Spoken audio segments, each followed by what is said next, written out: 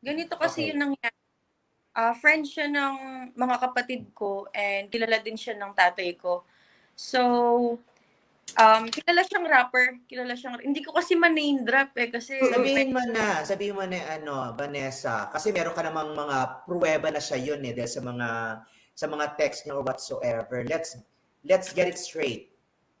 kaso ho kasi sa management eh. Oo. Management. At, Hindi.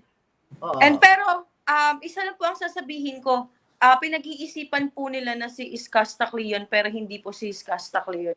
Hindi pala. Oh, hindi Opo. pala. Hindi po si Iskasta Cleon. So, hindi ko naman po alam na siya, si Iskasta Cleon din po pala isang babaero na talagang tumutugma po sa mga sinasabi ko. So attorney Anjigo, so nalantad, na babaero pala itong si Skas, di ba? Di ba Oo. Kasi yun ang inaano ng tao, parang yun ang Oo, kinukunik eh. hindi pala siya.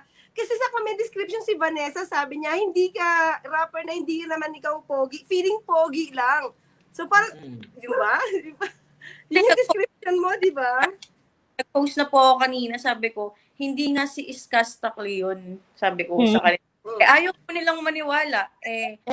Sino kasi, Vanessa? Para at least, ang Bawal daw dami-daming eh, madadami. Kasi sa totoo lang, eto Correct. nga, di ba, nalantad sa social media na si Skasta pala, pero hindi naman pala, di ba? Let's get it straight, para at least naman, di ba, mamaya dyan may mga sumulpot pang mga pangalan, magulo naman ang buhay nila, di ba, yung privacy nila. Di ba, maraming ganyan. Ito po ang importante sa akin doon, yung nalinaw ko po sa kanila na hindi si Iskasta Cleon. Hindi porket pangit na rapper, babaerong rapper, si Iskasta Cleon. Ouch! Pangit ba si Skasta? Grabe.